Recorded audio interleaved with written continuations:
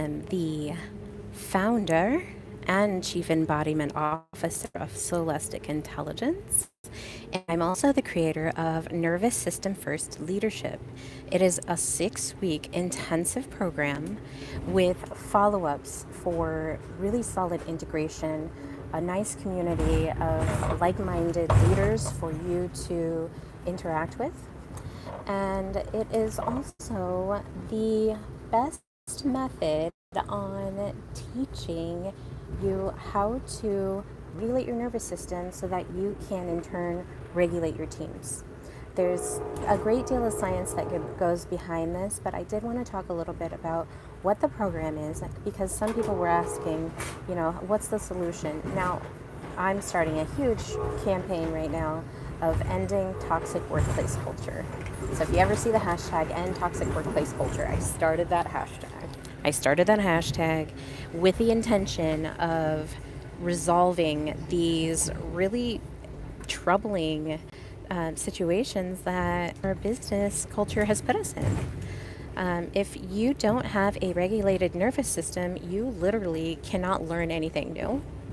If you don't have a regulated nervous system, meaning that it's in a parasympathetic nervous system mode of rest, digest, repair, and regenerate, new stressors that come to you, you're not going to be able to process it.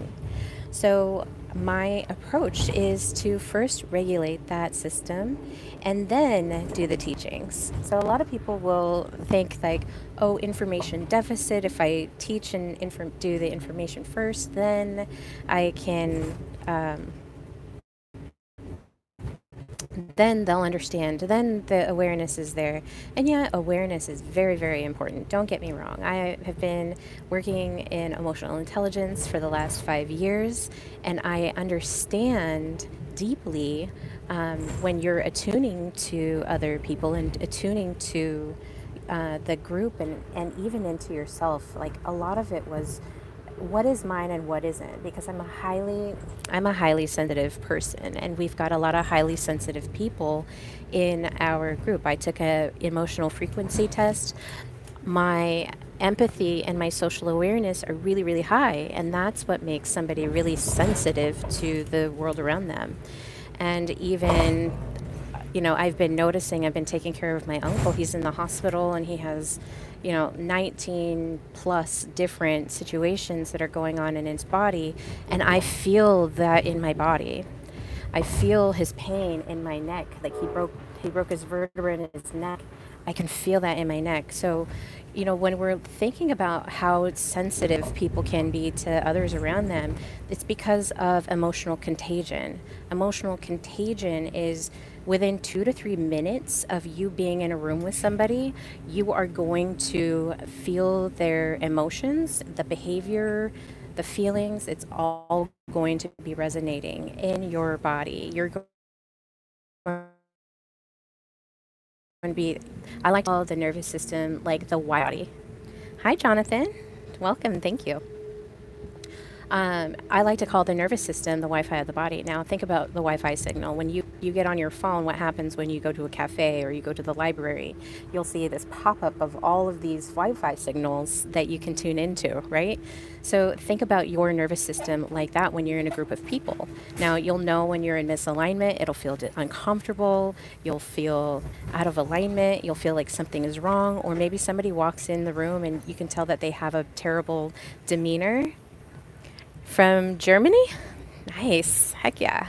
I love it. So you'll notice how their nervous systems are pinging you. You'll notice that negative person or that person that's having a bad day. That is your nervous system connecting to other people. This is called attunement. Now, when we have a leader who is constantly reactive, who's constantly stressed, who's constantly blaming, maybe they're micromanaging you, these leaders are dysregulated.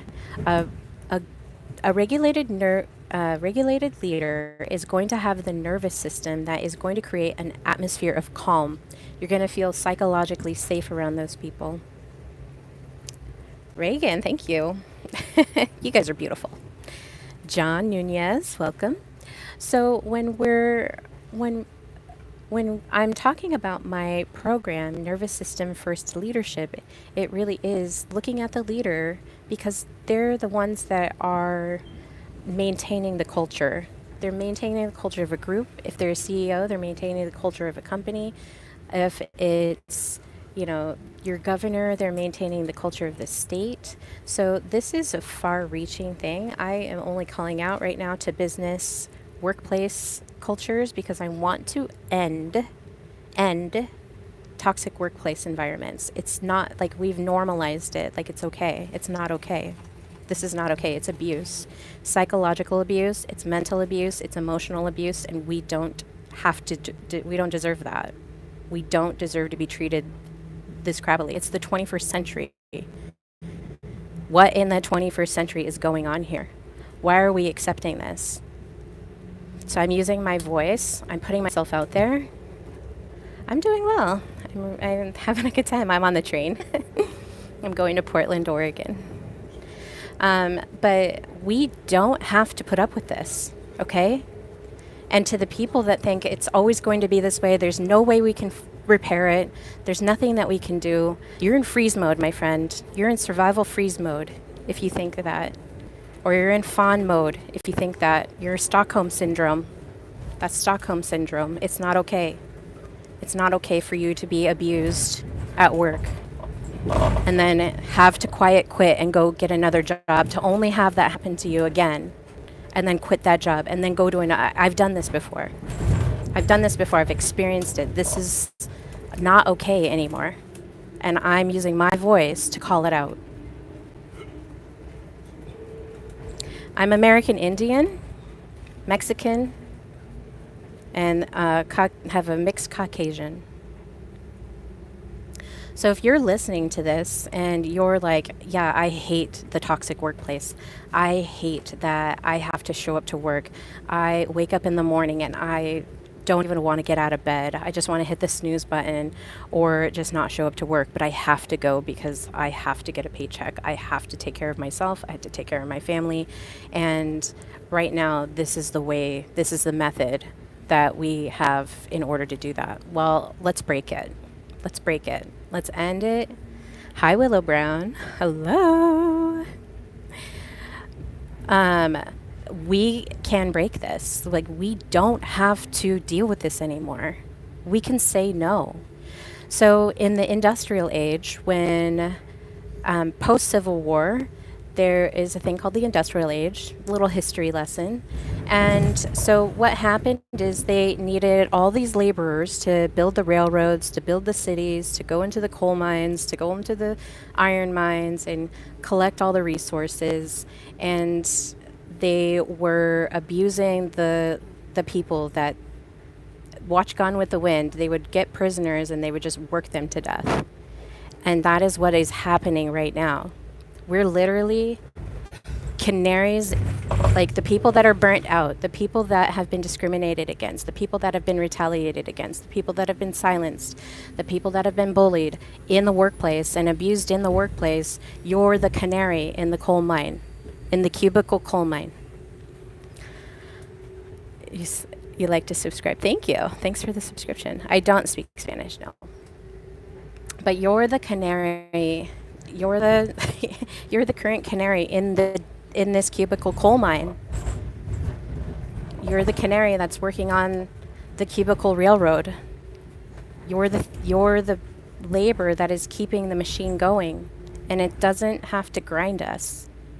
We don't deserve that. We're sovereign human beings. We have agency and authority and power, and we can call that power into play at any moment.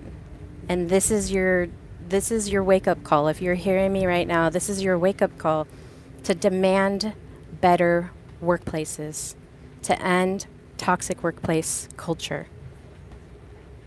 I am not married. You're so amazing. Thank you. So, with my approach, my first thing is to spread awareness, to start this campaign, to really start to activate the people. This is real activism. I don't come without solutions. I come with solutions because despair is disgusting to me. I despise despair. And that is what we're cultivating in these business workplace cultures that are toxic, where your boss can not promote you because you spoke up, not promote you because you did something that offended him, because you spoke up for what was right and what was true. And we don't have to do that. Stop censoring yourself. Stop censoring yourself. Express yourself in a calm, regulated way, not in a reactive way. Be the change that you want to see, okay? I'm not out here, I'm not going after anybody. It's because they don't know any better. People, the dysregulated leaders don't know any better. But we can stand up and we can demand that we have a well-being culture in our workplace environments. We have voices. It is a sacred technology to have that voice. Would I like to be in a relationship? I am in a relationship with this divine mission that I'm on right now. Yeah, I'm on a train, you guys. Let's see. Can you see?